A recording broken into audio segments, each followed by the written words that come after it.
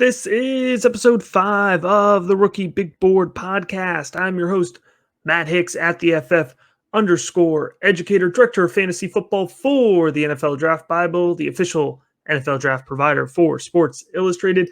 On today's episode, we're going to be doing something a little bit different. We are coming off of an impactful month of January in the college football transfer portal. And so what we're going to do on today's episode is we're actually going to break down the biggest impact Devy transfer moves on the Devy fantasy football landscape. Now, I know this is a rookie podcast primarily, but we're going to dig into Devy sometimes. We're going to dig into Dynasty and explore that in different contexts because that's going to help you be a better evaluator of the rookie process, learning about these guys early on, even if you're not watching film, even if you're just picking up on their names and understanding the types of impacts that they have on the game early on. That's going to make you better in your process. And that's what this podcast is all about. It's about bringing you into my process and helping you understand the keys that will in turn help your process. With that being said, this is a brand new podcast. We're about 5 episodes in here. Please, I need your help in growing that. If you're listening on your favorite podcast provider, please leave a 5-star rating. Leave a review. It really helps others get to know the podcast as well. If you're watching on YouTube, subscribe, give it the thumbs up. I really appreciate your help in growing this. Now, normally what we do is we start out with a question from the patron Slack channel. We're not going to do that today because this entire episode is actually based on a conversation from the patron Slack channel. So I feel no need to add another question on top of that. This is an entire episode born out of the conversation that we were having a couple weeks back, talking about the impact and the value of some of these players moving around teams in the college football landscape. With that being said, patreon.com/theFFeducator is where you can go ahead and join the community, get in on that Slack. For just $3 a month, you not only get access to the Slack channel, you also get access to the Rookie Big Board itself, 169 prospects, the top 200 Devy prospects for 2021 ranked, top 200 Dynasty players for 2021 ranked, as well as cornerstone rankings, all of those rankings broken down by position on top of that. By the way, if you want to go above that, you can get personalized advice, one-on-one coaching and calls for your rookie drafts this upcoming year, as well as some other really awesome features. Patreon.com/theFFeducator. With that being said, let's go ahead and let's jump right into it. So we're building a big board today of 10 players. Again, the high impact Devy transfers shaking up the college football landscape.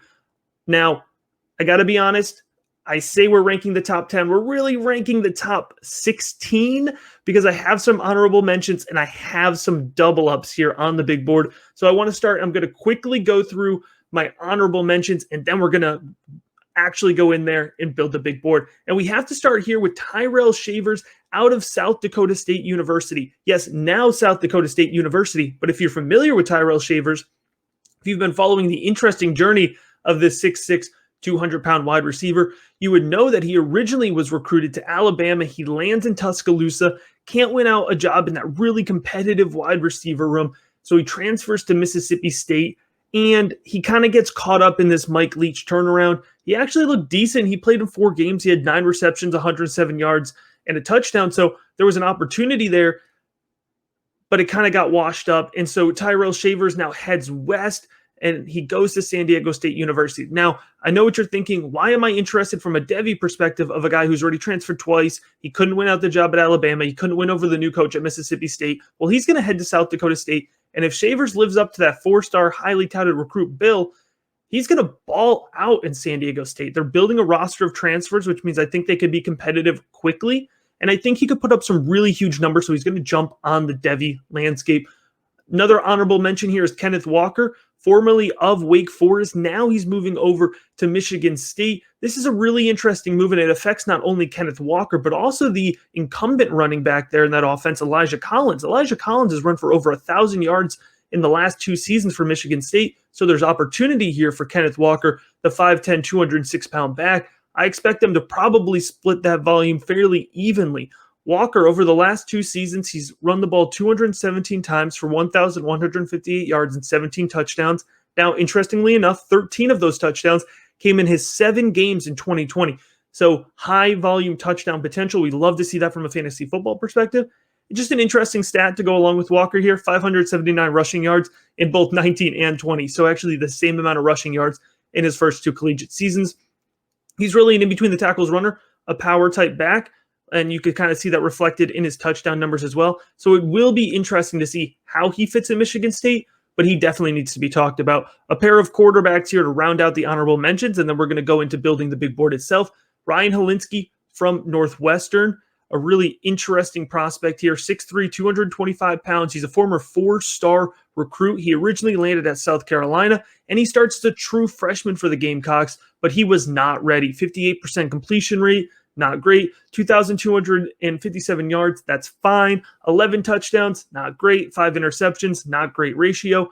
So he ends up losing his starting job, and now in comes the new coaching staff with Beamer there, replacing Muschamp, and it was just time for Hilinski to get a new start. And I actually really like the Northwestern landing spot. It might not be the flashiest, it may not be the sexiest, but look what Peyton Ramsey was able to do in that Northwestern offense after the previous quarterback there had left. Ramsey came in as a transfer, and he was able to step in, and he took right over. And Peyton Ramsey looked good. He made himself a legitimate NFL draft prospect. Now, is he a top NFL draft prospect? No, but Hilinski will have 3 years if he wants to take all 3 years to try to grow into that role. So I think there's a lot of upside there with Ryan Hilinski. Another quarterback here with upside being the key word is Lance Legendre, heading to Louisiana, the Ragin' Cajun, 6'1", 215 dual threat back. He was one of the top quarterback recruits in the 2019 high school cycle, 4-star out of New Orleans, Louisiana, so he heads back closer to home. Louisiana is returning a lot of starters this year. It's an offense that's going to be ready to compete and ready to win. Now, he originally was at Maryland, and he couldn't beat out Tagovailoa. There's no knock on that. I got to tell you, from a Devy perspective, Tagovailoa, the younger brother of Tua Tagovailoa, now at Maryland, he looked really good in a limited capacity. The Terps didn't get to play a lot of games here in 2020, but they looked good, and they looked good at the quarterback position and throwing to Raheem Jarrett, the wide receiver, as well. So that offense was clicking a little bit. Legendre, he can't win out that job. Again, it's not the biggest knock on him, and I think he's going to go play against this group of 5 competition. I think he is going to tear it up. I think he steps in right away, and I think we see his value skyrocket as those numbers skyrocket. Now, I'm not going to sit here and tell you that Legendre is ever going to be a first-round NFL draft pick, but you're never going to get him cheaper from a Devy sense, and you will be able to return profit on that.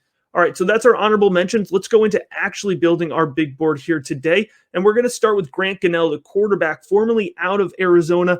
Now he is heading east, and he's going to play for Memphis. He's a 6'6" gunslinger, big body, big frame, 228 pounds, and he looked really promising as a true freshman for the Arizona Wildcats. 65% completion rate, 1,239 passing yards, 9 touchdowns, 1 interception. And if you remember, if you're following Pac-12 football, you would know that the reason those numbers look kind of low is because Gannell didn't start for the Wildcats as a true freshman. He won that job over the course of the season against Khalil Tate, who is now in the NFL. He's not playing in a quarterback capacity, but he was the prominent quarterback leading a high-flying Arizona offense at the time. Well, high-flying is not what you could use to describe them in 2020, and Gannell ends up still looking okay despite the entire offense being defunct. It leads to the coaching staff getting totally replaced. But like I said, he looked okay. His completion percentage actually went up to 68.8%. He throws 6 touchdowns and 2 interceptions. They only played 4 games. It's hard to judge. The exciting thing, the Devy upside behind Grant Gunnell being here, is that the Memphis offense has that high-octane ceiling. Now, Brady White has been starting for the Memphis Tigers, I swear, for 7 years. So we haven't seen a different quarterback in that offense in a long time, but I think Grant Gunnell is going to light it up against AAC defenses. And we have seen that AAC quarterbacks can have legitimate fantasy football value. As much as they are a group of 5 school, they are as close to the Power 5 as we could get. And quite frankly, on some weekends, Memphis and UCF, they look better than some of these Power 5 programs. Moving on here to number 9, it's somebody who I think is going to fly a little bit under the radar. It's Ty Chandler, formerly of the Tennessee Volunteers, and now he's heading over to the UNC Tar Heels. Now, I mentioned he's underrated. I've actually gotten knocked multiple times for keeping Ty Chandler on my Devy rosters.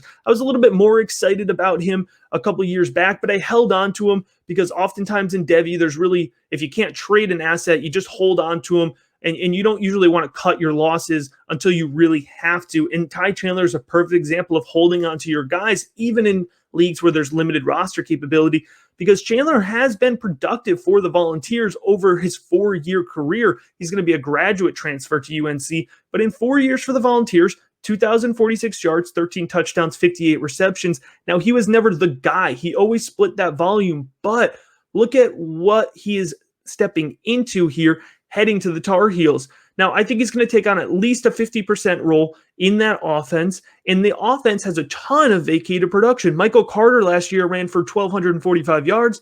Javonte Williams, he ran for 1,140 yards. And combined, they found the end zone 28 times. There's a ton of opportunity here for Ty Chandler to work his way into being a legitimate day 2 or day 3 NFL draft pick. And I know what you're saying, day 2 or day 3 NFL draft pick. That's not exactly the most exciting sounding thing. Why are you getting excited about him? Well, Javonte Williams is a day 2 NFL draft pick right now. There's not a chance he goes day 1.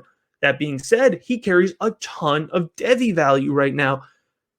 Get in on Ty Chandler while he's still cheap. You're going to be able to flip him later on. He's number 9 here on the big board of high impact Devy transfers. And we're going to move on to number 8. This is a really fun player heading from Nebraska over to Kentucky. It's Wan'Dale Robinson. I have him listed as an athlete here. He truly is a hybrid player. He's a fun player. He's 5'10", 185.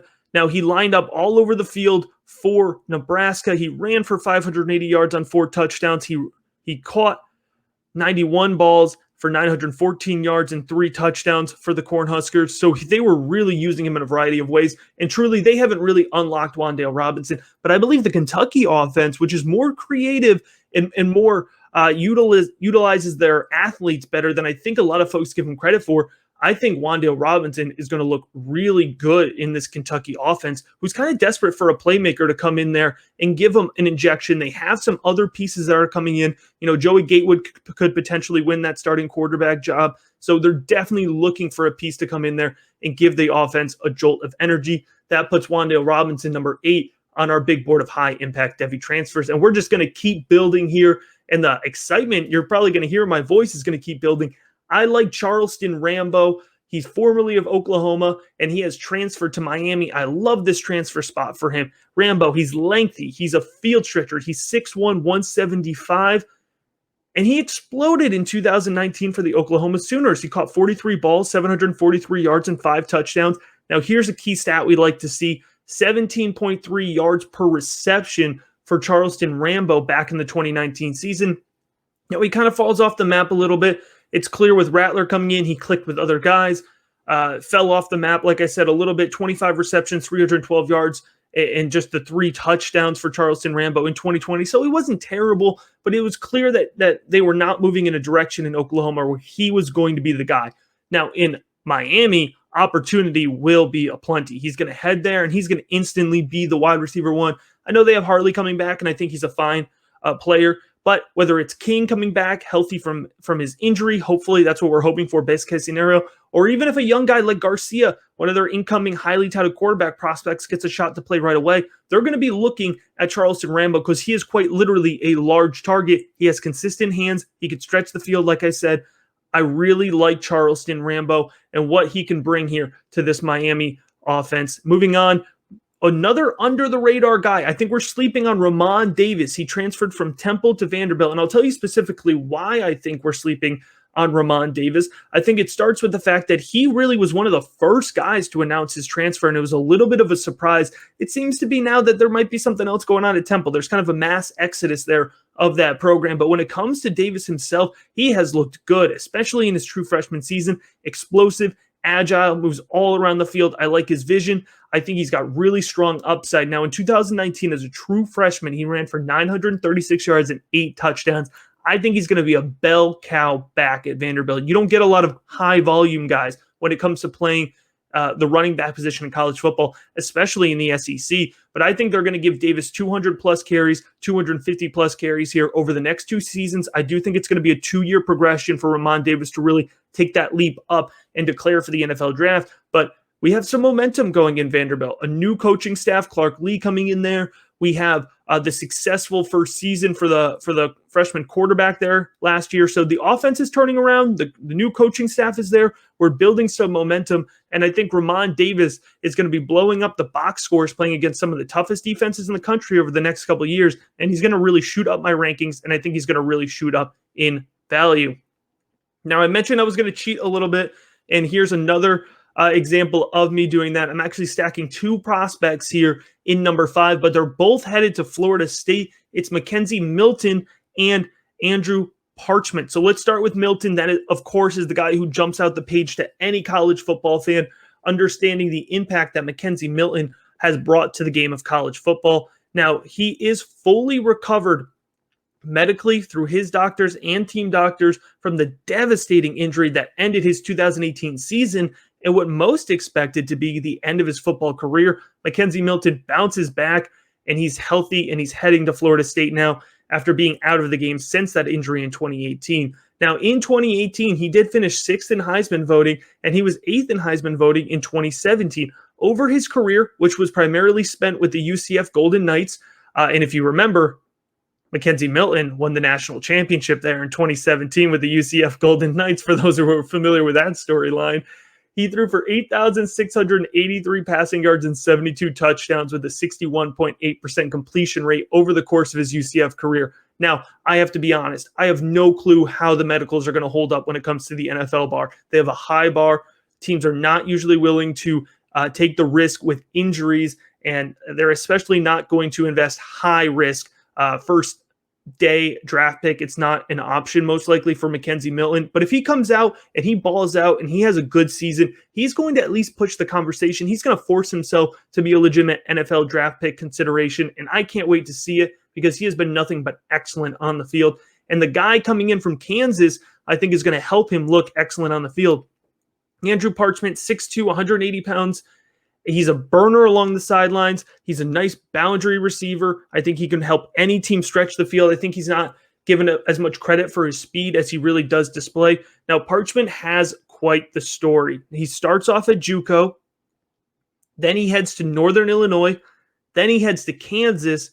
Then he heads to Florida State. And I know what you're thinking. That's a lot of movement. That sounds like a red flag to me. Yeah, it's not the path that I'd want every player to take, but he's moving up each time. He starts at JUCO, he moves to Northern Illinois, then he gets to Kansas, he gets to this Power 5 program. Kansas not really known for being an innovative offense, and I know I have Kansas fans listening to this, so I'm not going to rail the offense again. But now he's headed to Florida State, and I think he has the opportunity to be the guy in that offense at the wide receiver position, and he's paired up with McKenzie Milton. So I think he is on the fast track to the NFL. He starts off as a day 3 guy, but I think he has a really, really high ceiling. And most folks, unless you're really honed in on Devy, you probably don't even know about Andrew Parchman yet, but you should, because I think he's a guy with a really high value ceiling. And as we move in here to our top 4 spots on the big board, we're going to start to get into some pretty big names because this was a super active transfer portal. And we got to start here with Kiante Ingram, formerly the running back for the Texas Longhorns. And now he's moving a little bit west there, and he's going to Southern California. He's going to be with the USC Trojans. This one, for me, it's big in 2 senses. First, you have to start with the Texas implications. It's a wide open backfield for Bijan Robinson. Bijan Robinson, if you look at my Devy rankings, which again you have access to at the $3 level of the Patreon, he's the highest 2023 guy, true sophomore running back for Texas this year. He's going to absolutely explode. If you take nothing else from this podcast, if you're a casual, if you're not a Devy fanatic necessarily, know Bijan Robinson's name because he's gonna absolutely light up the college football landscape this next year. I believe he's number 6 overall for me. He's a really high guy on my rankings, and he's going to have a wide open backfield at Texas now. But back to Ingram specifically, because I think he's a little bit of a debated value right now. He's 6'0", 222, and he's always just been on the cusp of breaking out from a Devy perspective. He's had good numbers, 700 yards and 3 touchdowns and just 140 carries as a freshman. He gets to his sophomore year, 853 yards, 7 touchdowns. All right, we're working our way up. We're starting to see him find the end zone more often, which is always exciting. And then he just kind of fizzles out in 2020. And ultimately, it wasn't necessarily Bijan Robinson, much to the chagrin of a lot of Devy diehards. Really what cost Keaontae Ingram his job at Texas was the fumbling. He kept fumbling and he kept fumbling in high pressure situations. Now, for me, it speaks to Ingram's skill set that he was able to hold off Bijan Robinson for so long. And you take that skill set and you send it west to USC, who needs a running back to assume a high volume role in an offense that I think is going to look very good. They're going to find the red zone a lot. So Keaonta Ingram could be featured in the red zone a lot. And if he gets the fumbling problem under control, I think he could be a really high impact guy.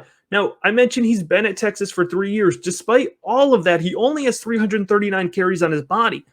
So legitimately, he could go to USC, he could light up the scoreboard, he could run the ball 220 times, and he could have a lot of momentum going into the NFL draft with less than 600 carries on his body.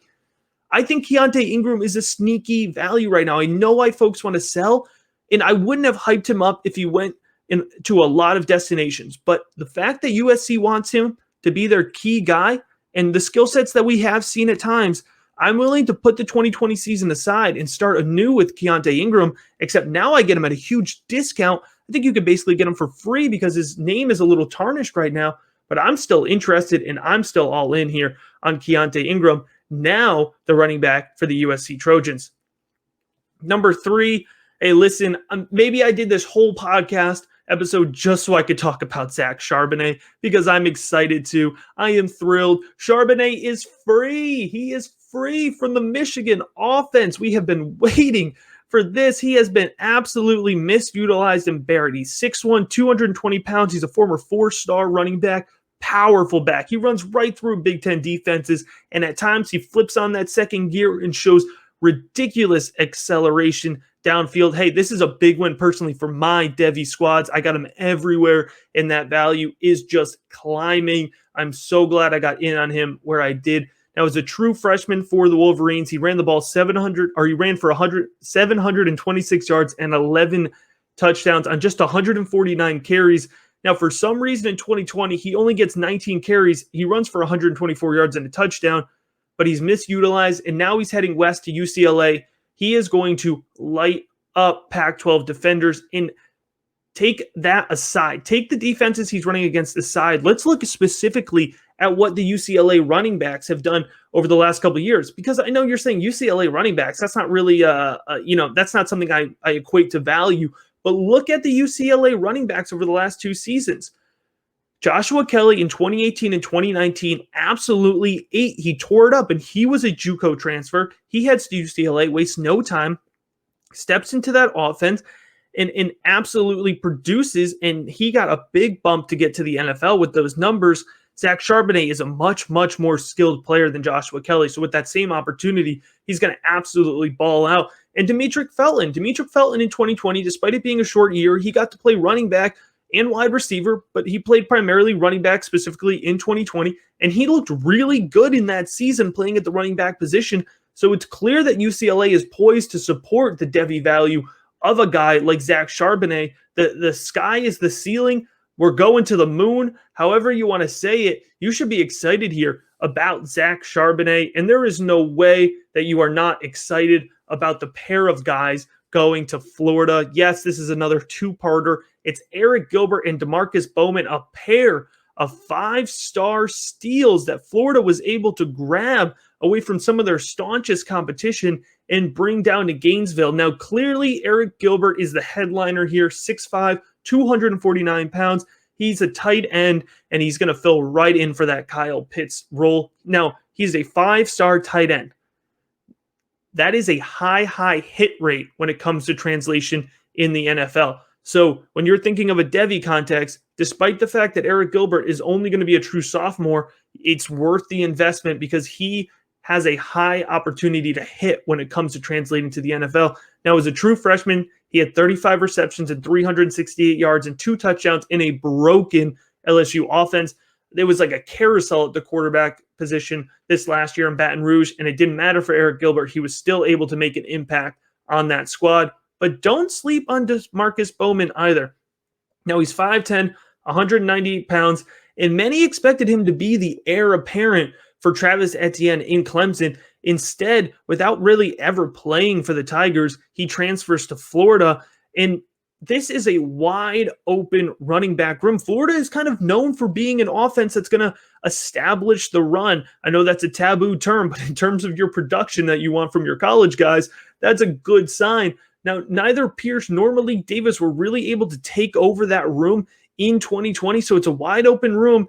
Add on to the fact that last year they passed the ball more often than they usually do because they have Kyle Trask. Now, both Anthony Richardson and Emory Jones are going to fight for that starting job in Florida, but one way or the other, both of those guys have a similar skill set, and it's going to lean towards the offense running the ball more. There's a tremendous opportunity here for Tamarcus Bowman, and I can tell you, you're definitely going to get him cheaper than you're going to get Arik Gilbert. And of course, number one on the big board, it is an absolute heartbreaker for my college football fandom, but it is Eric Gray, formerly the Tennessee Volunteer running back, and he's going to head on over to Oklahoma to be a Sooner. Now, I'm going to put a quick side note here. I mentioned Ty Chandler transferred from Tennessee earlier. I mentioned Eric Gray transferred from Tennessee now.